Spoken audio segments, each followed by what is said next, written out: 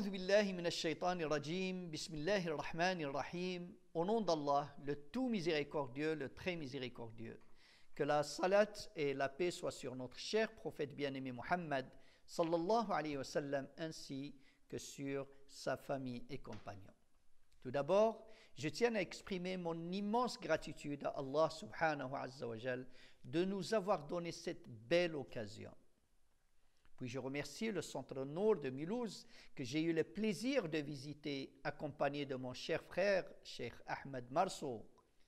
Je tiens aussi à remercier le staff de cette belle mosquée, aussi le staff de la mosquée de Saint-Louis pour leur bon accueil et leur bienveillance à mon égard.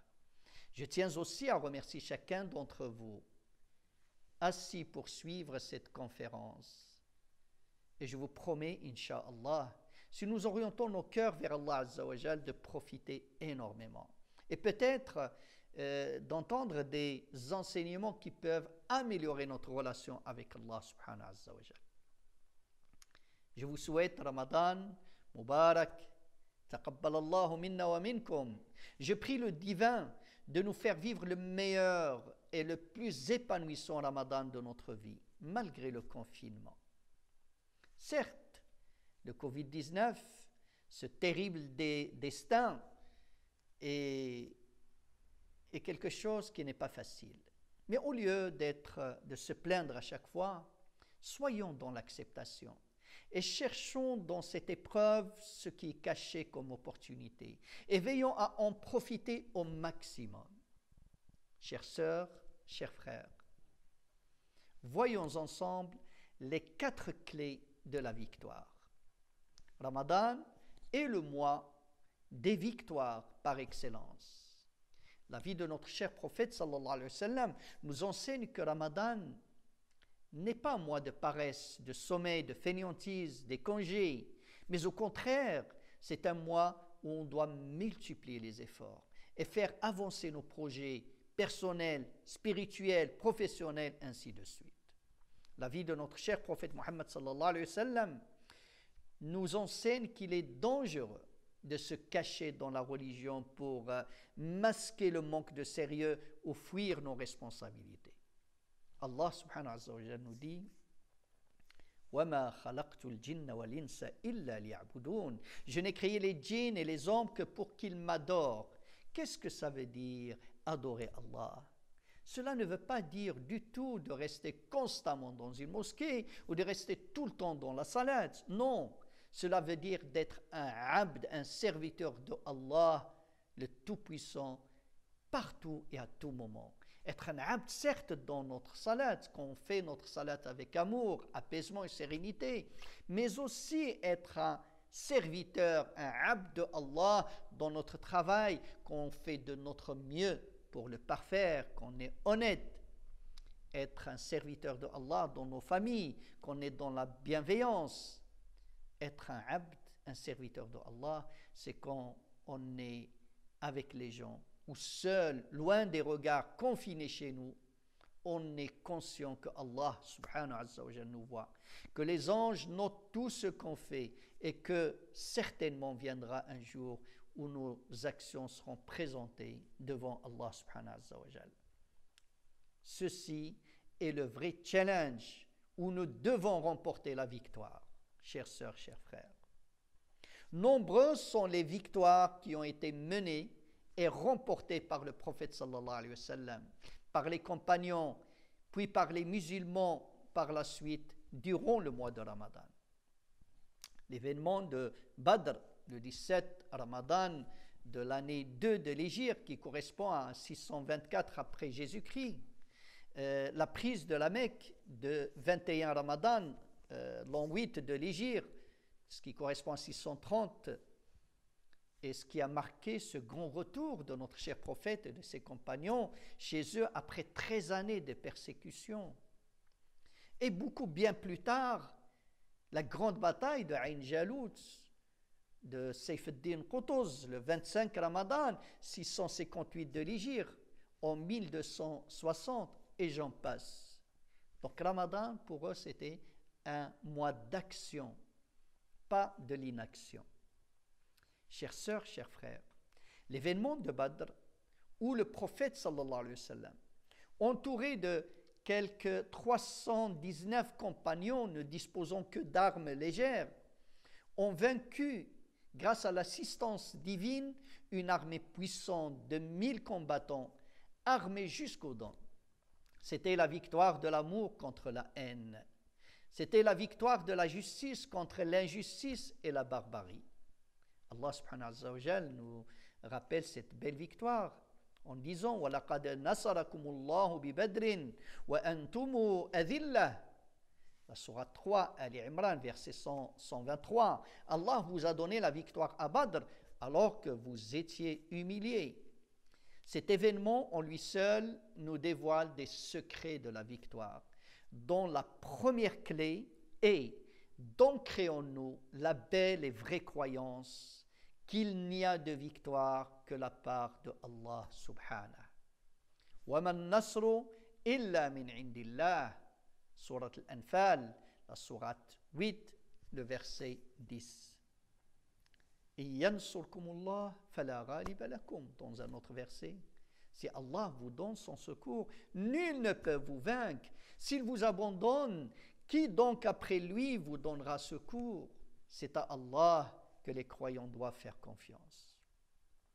Chères sœurs, chers frères, avant la bataille de Badr, le prophète sallallahu alayhi wa sallam était très sûr qu'Allah lui donnera la victoire, au point qu'il montrait aux croyants avec précision les endroits où les tyrans qurachites mourront un à un. Mais comment a-t-il passé la veille? Il l'a passé avec ferveur. Il supplia Allah. Il demanda instamment, dans un état de grande exaltation. Il leva les mains en prière et à genoux. Il implora: Ô Allah, remplis la promesse que tu m'as faite. Aide-nous, ô Allah. Il était si absorbé par sa prière que son manteau tomba de ses épaules. Abu Bakr radiyallahu anhu, grandement affligé de voir le prophète d'Allah sallallahu alayhi wa sallam en larmes, vint le consoler et le réconforter. Le prophète sallallahu alayhi wa sallam nous enseigne ici que la victoire ne dépend pas que des moyens matériels. Les Qurachites avaient plus de moyens matériels que les musulmans. Les musulmans étaient faibles en nombre et en armes, tandis que l'ennemi était puissant et nombreux. Tu peux dire peut-être qu'il y a bien des gens qui ont réussi uniquement avec les causes matérielles. Oui ou non? Oui, dans l'apparence, même si beaucoup d'entre eux ont avoué qu'ils étaient malheureux malgré leur richesse matérielle. Vous avez l'exemple de témoignage de notre sœur, la chanteuse, l'ancienne chanteuse Diams, qui disait qu'au moment de son apogée, où tous les gens rêvent d'être comme elle, elle était déprimée, elle vivait des souffrances. Mais de toute façon, la vraie victoire que je te souhaite, dont on parle ici, c'est de réussir dans cette vie et de gagner le Firdaus le jour du jugement, le paradis. Chères sœurs, chers frères, avant et pendant chaque projet, demandez avec force et insistance et avec certitude qu'Allah exauce vos doigts. Faites des doigts. Puis, faites toutes les causes à la perfection. Et après, fêtez votre victoire dans l'humilité et exprimez la gratitude à Allah subhanahu wa ta'ala. Et surtout, ne dites jamais j'ai fait. Dites plutôt Allah il a fait. Allah subhanahu wa ta'ala a fait. Allah subhanahu wa ta'ala dit إِذَا جَاءَ نَصْرُ اللَّهِ وَالْفَتْحِ. Lorsque vient le secours d'Allah ainsi que la victoire. Cette histoire, ce verset nous parle, fait référence à ce qu'on va commémorer, Inch'Allah, le 20 Ramadan, qui est l'événement de la prise de la Mecque. Une bataille presque sans victimes humaines. Le prophète de la miséricorde, sallallahu alayhi wa sallam, est retourné chez lui alors que les tyrans de Quraysh ces tyrans de Quraysh qui ont tellement persécuté le prophète sallallahu alayhi wa sallam et les compagnons, maintenant sont vaincus, humiliés devant le prophète. Quel était le comportement du prophète victorieux? Déjà en route vers la Mecque, on lui dit que les gens, ya Rasulallah, les croyants sont épuisés par le jeûne. Alors qu'il ne restait que peu de temps avant le coucher du soleil, le prophète sallallahu alayhi wa sallam demanda de l'eau et boit devant les gens. Puis il demande aux gens de faire pareil. Car, chers frères, chères sœurs, le jeûne n'est pas fait pour nous détruire, mais au contraire, pour nous fortifier. Quand le prophète sallallahu alayhi wa sallam a appris qu'il y a des personnes qui ont continué quand même à jeûner malgré tout, il commenta, il a dit, ceux-là, ces gens-là, sont les désobéissants. Il n'était pas content. Sont les désobéissants. Puis le prophète sallallahu alayhi wa sallam est entré à la Mecque victorieux. Comment il est entré? Il est entré tête baissée sur sa monture. Le meilleur des créatures, Muhammad sallallahu alayhi wa sallam, a préféré l'humilité et par ce geste extraordinaire, il a témoigné de sa pleine soumission à Allah subhanahu wa ta'ala. D'ailleurs, lorsqu'un homme se trouva face au prophète sallallahu alayhi wa sallam et il prit peur, le prophète le rassura. Il lui a dit, calme-toi, n'aie crainte, je ne suis pas un roi. Je ne suis que le fils d'une femme de Quraysh qui avait l'habitude de manger de la viande séchée au soleil. Puis le prophète sallallahu alayhi wa sallam, lors de son discours, demanda expressément aux tyrans de Quraysh, à ces tyrans qurayshites, ce qu'ils pensaient qu'il allait faire d'eux. Ils répondirent, du bien, tu es un frère noble et fils d'un frère noble.